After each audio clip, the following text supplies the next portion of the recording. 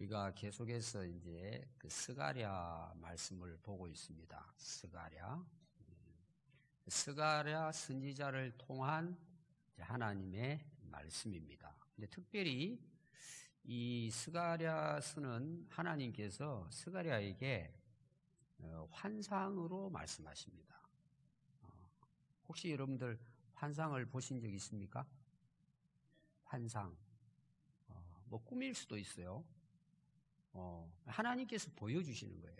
여러분 성경에 보면은 하나님이 하실 일을 꿈으로도 보여주고 환상으로 보여줍니다. 많은 그 하나님의 말씀 가운데 또 직접 하나님께서 말씀하시는 부분도 있죠. 상당히 많은 부분이 환상을 통해서 보여줍니다. 왜 그럼 환상을 보여줄까요?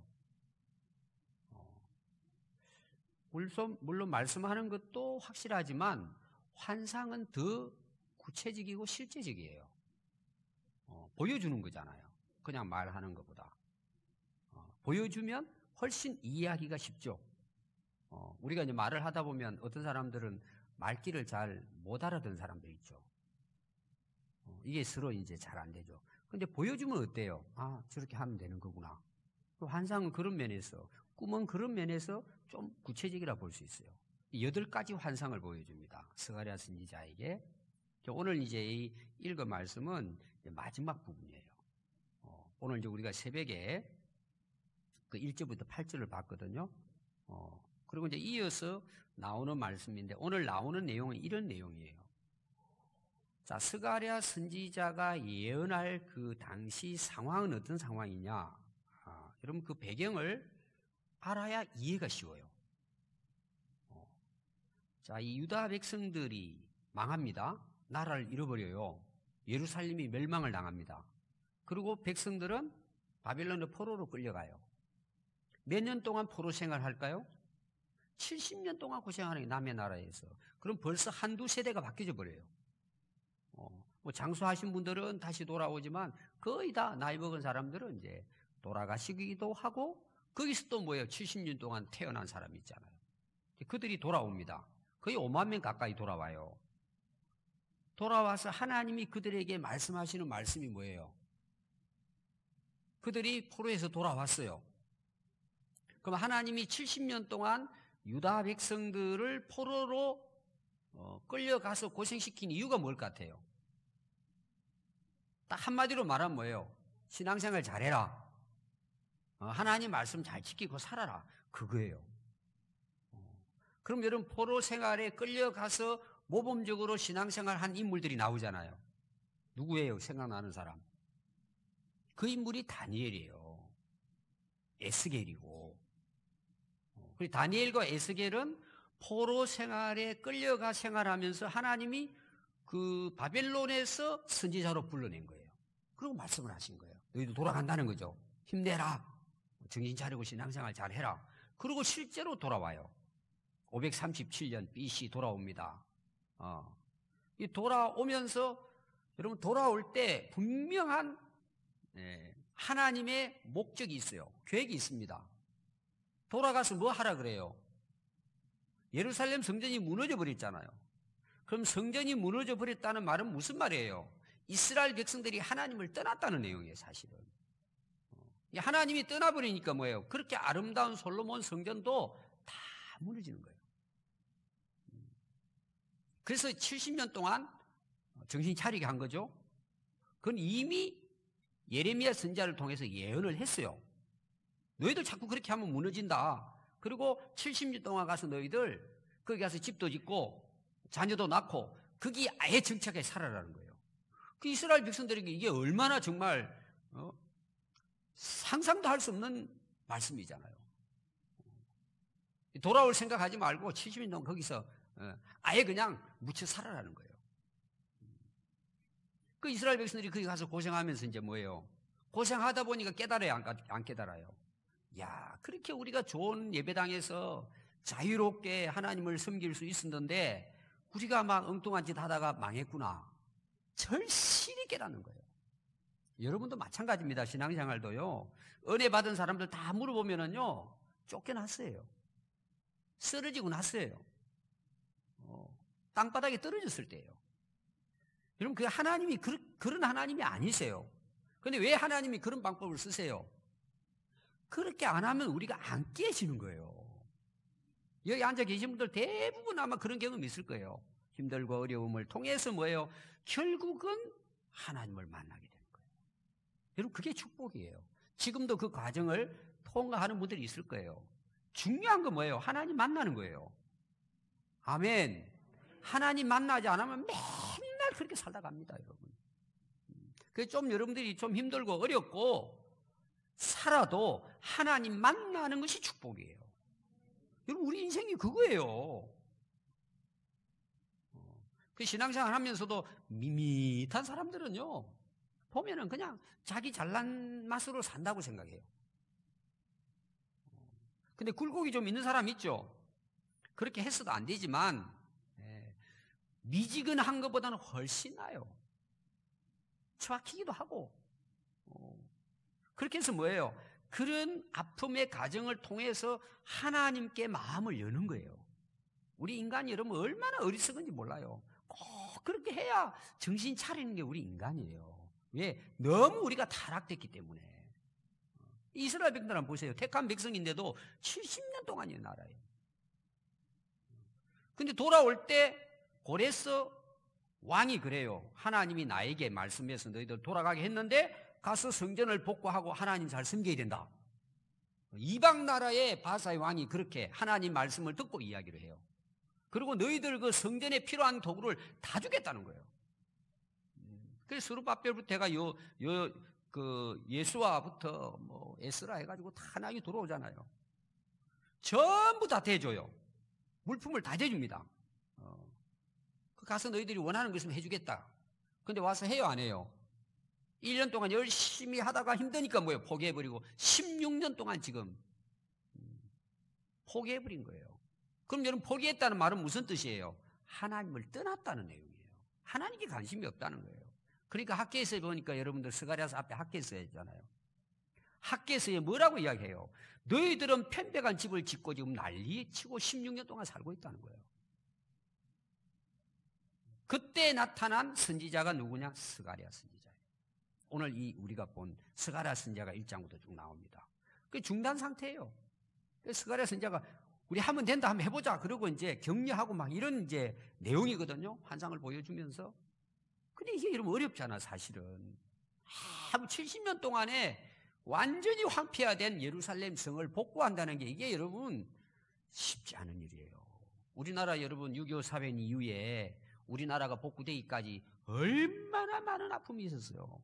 쉽지 않아요, 여러분. 무너지고 나서 다시 이렇게 복구한다는 것이. 그게 얼마나 힘들고 어렵겠어요. 돌아온 포로에서 돌아온 사람들이. 자기 먹고 살기도 어려운데 하나님은 성전을 복구하라 그러고 처음 하다가 힘드니까 그냥 포기해버리고 16년 동안 밭 갈고 농 갈고 그냥 오늘 우리 말하면 부자 되고 집 잘 짓고 살기 위해서 그렇게 이제 살은 거예요. 학개 선지자를 보내고 스가랴 선지자를 보낸 거예요. 근데 오늘 내용이 뭔 줄 아세요? 하나님께서 그게 일이 안 되니까 스가랴는 막 이게 선지자로 사명이 있는데 어렵잖아요. 근데 하나님께서 응원군을 보내주는 거예요. 진짜 일할 일꾼들을 보내주는 거예요. 그 인물이 누군 줄 아세요? 오늘 여러분 거기 인물이 나와요. 거기 10절 한번 보십시오. 사로잡힌 자 가운데에 바벨론에서부터 돌아온. 자, 바벨론은 나라가 없어졌습니다. 바사가 바벨론을 지배하고 있어요. 이 바벨론에 가 있단 말이에요. 그 뜻입니다. 바벨론에서 돌아왔어요. 돌아온 인물 중에 누가 있죠? 따라 헬데, 도비야, 여다냐. 그 세 인물을 동그라미 해 놓으십시오. 여러분 잘 이제 모를 수 있는데 굉장히 훌륭한 인물들입니다. 이 인물들이. 하나님께서요, 스가랴 힘들어하고 이게 안 되니까 하나님께서 일꾼을 보내주시는 거예요. 바벨론에서 일꾼을 보내주시는 것입니다. 그래서 그들이 스바냐의 아들 요시야의 집에 들어갑니다.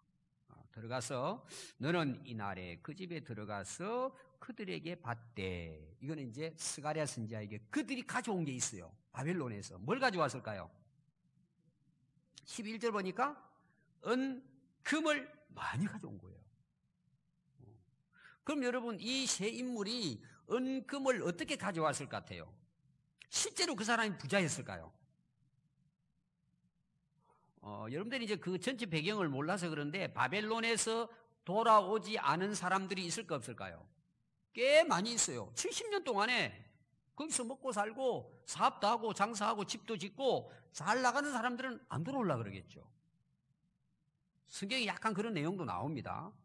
여러분들 남의 나라에 예를 들어 옛날에 우리나라 일본에 끌려가서 그 노동하고 고생한 사람 있잖아요. 근데 가서 성공한 거예요.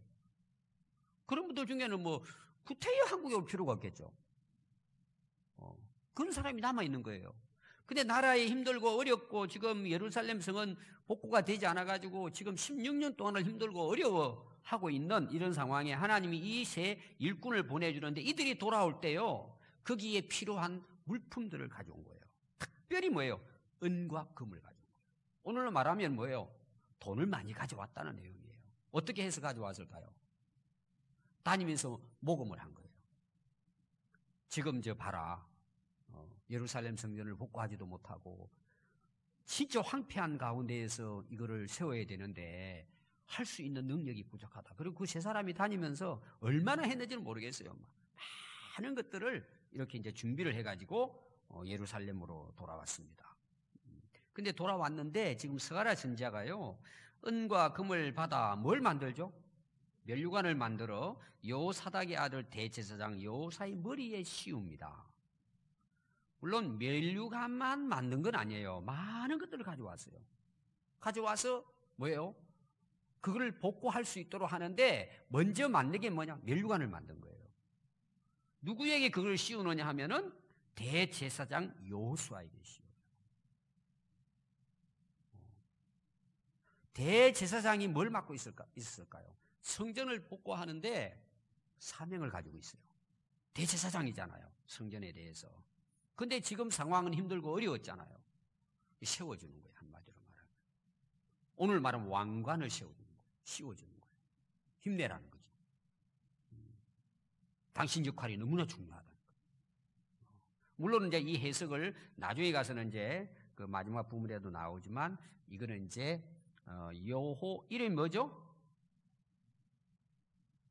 왕관을 그 시험 받는 대제사장 이름이 누구죠? 여호수아. 또 여호수아는 어디서 나오죠? 여호수아서에 나오잖아요. 모세의 후계자.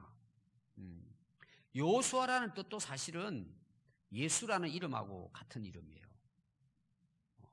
여호수아, 예수아.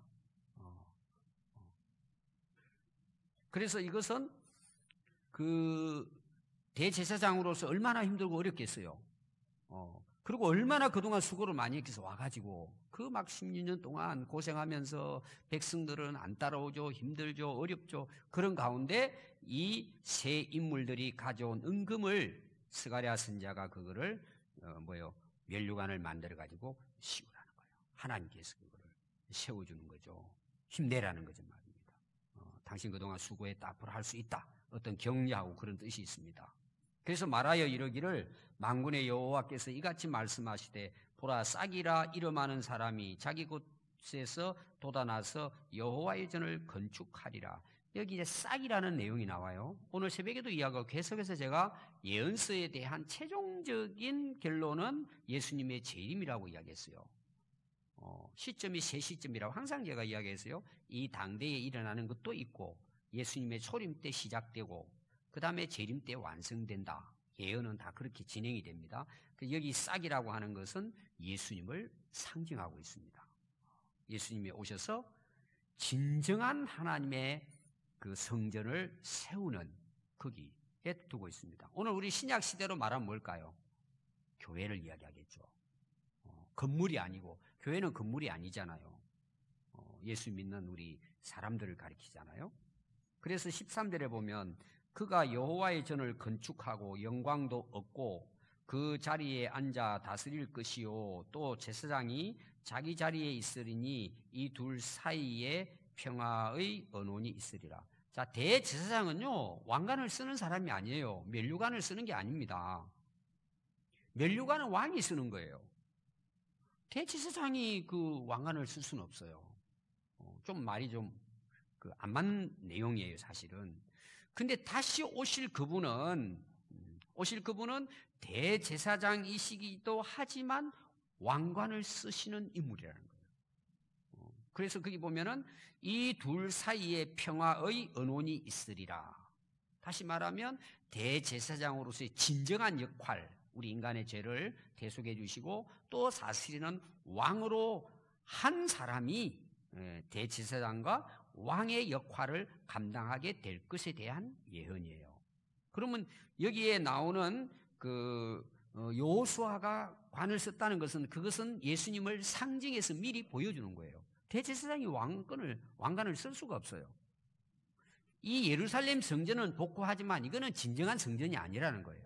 진정한 성전은 뭐예요? 예수님을 통해서 완성될 것에 대한 미리 이걸 예표라 그래요. 보여주는 예언이다. 그 당시. 그리고 이 14절에 보면 그 면류관을 만들었잖아요.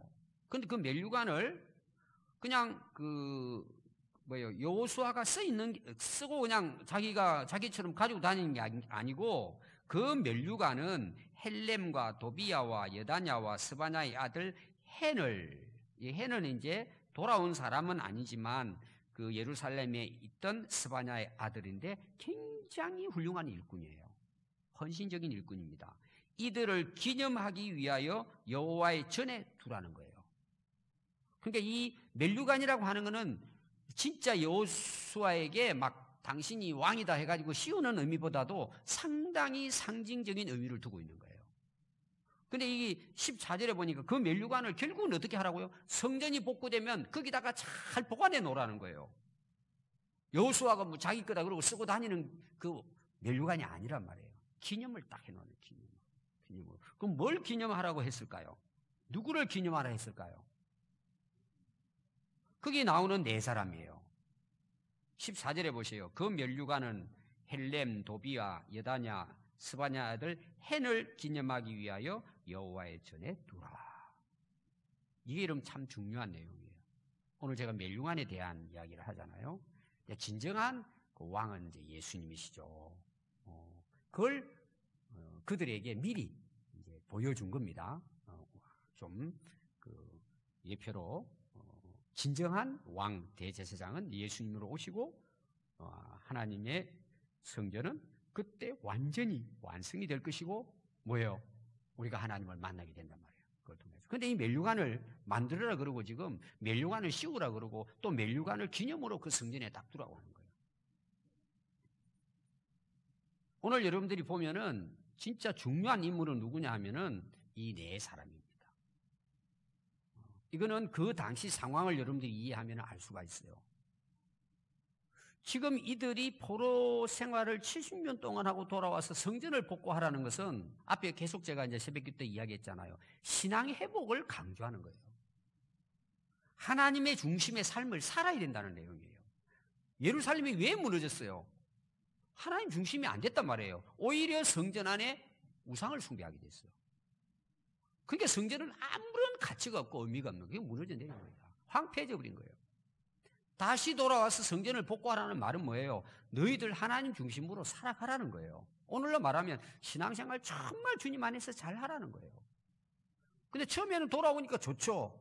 그러고는 막 초창기는 열성을 내가지고 진짜 성전을 복구해가지고 하나님 중심으로 살려고 하다가 좀 힘이 들고 어려우니까 뭐예요? 자기 갈 길 다 가버린 거예요. 그러니까 그 열정이 오래 못 갔다는 내용이에요. 근데 하나님께서 막 그렇게 16년 동안 하고 스가랴가 힘들어하고 여호수아도 힘들어하고 돌아온 사람들이 지도자들이 하려고 해도 힘이 없는 거예요.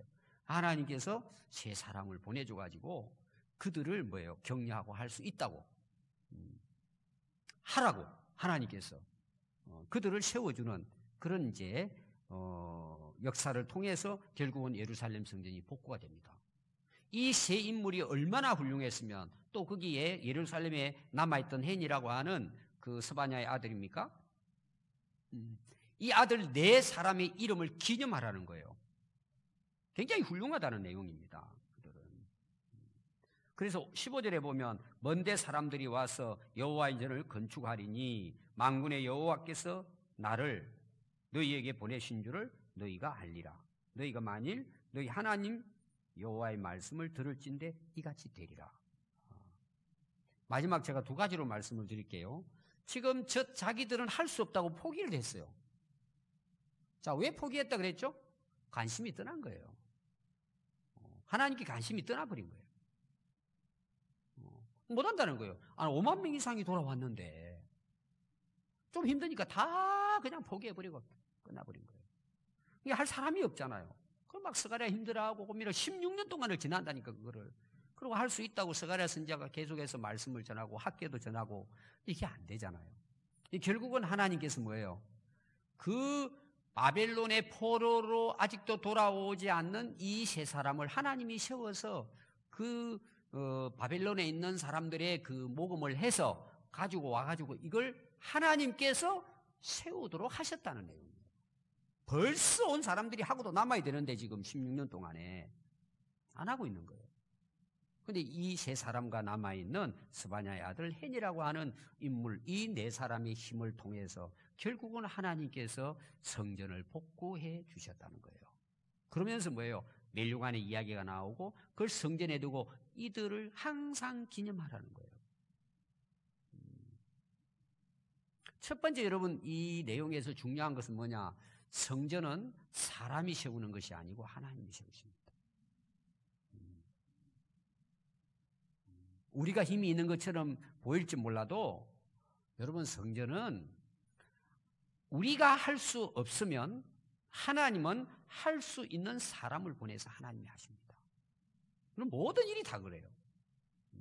우리가 정말 하나님을 신뢰하고 믿고 살아간다면 우리가 항상 기억해야 될 게 뭐냐 하면 성전뿐만 아니라 내 모든 인생도 하나님이 하셔야 가능합니다. 사람의 방식으로 우선 하는 것처럼 보이죠? 나중에 가보세요. 다 무너집니다. 자기들끼리 싸우고 야단납니다. 왜 싸워요? 자기 공로 내세우잖아요. 자기 마음에 안 맞으면 안 하잖아요.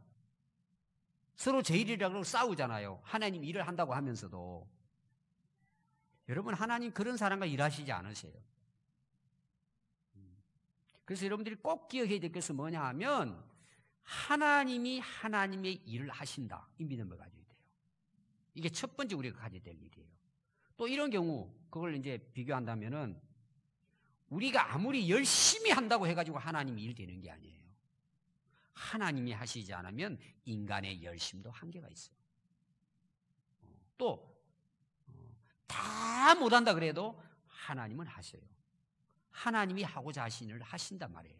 하나님은. 그러니까 모든 일의 주인공은 누구라는 거예요? 하나님이세요. 주역이에요. 하나님이. 역사의 주역이에요. 제가 지난번에 설교했잖아요. 내 인생도 똑같아요. 내가 주역인 것 같죠? 내가 할 수 없다 할지라도 하나님이 하시면 하십니다. 이건 뭘 못 하시겠습니까? 또 우리가 힘이 있고 능력이 있어가지고 내가 다 할 수 있다고 한다고 하나님이 되는 게 아니에요. 하나님이 하시지 않으면 다 무너져요. 여러분 이 사실을 꼭 기억해야 돼요. 여러분들이 절대적으로 하나님을 신뢰해야 돼요. 하나님의 일은 하나님이 하시는 거예요. 그래서 우리가 이제 선교라는 것도 나오는데 이제 선교의 그 기본이 이겁니다. 하나님의 선교예요. 자, 사람이 선교사가 가고 사람이 뭐 물자도 가져가서 하는 거지만 실제로는 그 선교도 누가 하신다는 거예요? 하나님이 주관해서 하시는 거예요. 꼭 기억하십시오, 여러분. 두 번째 오늘 우리가 기억해야 될 게 뭔 줄 아세요? 하나님은 어떤 사람을 통해서 그러면 하나님이 일하실까라는 거예요. 그럼 하나님이 어떤 사람을 통해서 하나님이 일하실까요? 자주 듣는 거잖아요, 여러분. 어떤 사람을 통해 그럼 하나님이 일을 하세요? 순종하는 사람이에요. 하나님의 말씀에 순종하는 사람이에요. 아멘. 네. 우리는 이렇게 생각하잖아요. 내가 많이 가졌으니까, 저 사람 별로 가진 게 없으니까 이렇게 생각하죠. 하나님이 일하시는 것은 내가 어떤 위치에 있느냐, 내가 어떤 능력이 있느냐 이걸 보지 않아요. 순종하는 사람을 통해서 하나님이 일하세요. 여러분들의 삶도 지금까지 마찬가지고요. 우리 교회 개척에서 역사도 마찬가지예요. 저는 항상 이해가 안 돼요. 우리 교회가 오늘 여기까지 온 거에 대해서 참 너무 감사하죠. 뭐 계산이 안 돼요. 어떻게 됐을까? 여기까지. 근데 그 중에 제가 항상 느끼는 것은 우리가 교회가 개척해서 여기까지 왔잖아요. 그럼 제가 생각나는 사람이 항상 있어요. 그래서 우리 교회는 참 감사한 일이에요. 그 순종한 사람들의 손길이 생각나는 거예요. 그래서 하나님이 일하시는 거예요. 지금은 똑같아요. 하나님은 순종하는 사람을 통해서 일하십니다. 두 번째는 어떤 사람일까요? 자, 오늘 여기 세 인물이 나오죠. 바벨론에서 옵니다. 돌아올 때 은금을 가져오죠. 그리고 바칩니다. 근데 그걸 멜류관을 만들어가지고 여호수아에게 씌우고 그걸 또 성전에다가 기념으로 이렇게 다 갖다 놓습니다. 그들을 기념하라는 의미예요. 하나님은 헌신하는 사람을 통해서 하나님이 일하십니다. 자, 여러분 보세요. 헌신도 할 때 여러분 무슨 생각을 해야 되냐 하면은 내가 가지고 있으니까 하나님이 쓰신다는 생각을 하면 안 돼요. 여러분 하나님이 가지신 게 없으시겠습니까? 무에서 유를 창조하시는 분이신데 말씀으로 다 이루시는 분이신데 그래서 이 세 인물은요, 바벨론에서 온 이 세 인물들은 하나님 앞에 헌신한 인물들이에요. 그들이 어떤 일을 했든지 간에 하나님은 그 헌신의 손길을 통해서 다시금 뭐예요? 하나님의 성전을 복구하게 하신다는 거예요. 오늘 여러분 두 가지를 꼭 기억하십시오. 하나님이 기념할 만한 사람의 인물, 어떤 특징이 있느냐? 하나님 말씀에 순종하고 거기에 헌신하는 사람이에요. 여러분 이거는 무슨 일이든지 다 모든 일들이 그런 일들을 통해서 이루어지는 거예요. 여러분 오늘날 여기 여러분 말씀에 나오는 이 인물들 여러분들 한번 잘 보십시오. 그들이 가져와서 스가랴에게 이렇게 내놓잖아요. 그리고 그들이 가져온 걸 통해 가지고 이제 성전을 복구했단 말이에요. 여러분 사실 우리가 어려운 게 뭐예요? 순종도 어렵지만 내가 가지고 있는 것을 희생한다는 건 더 어려워요.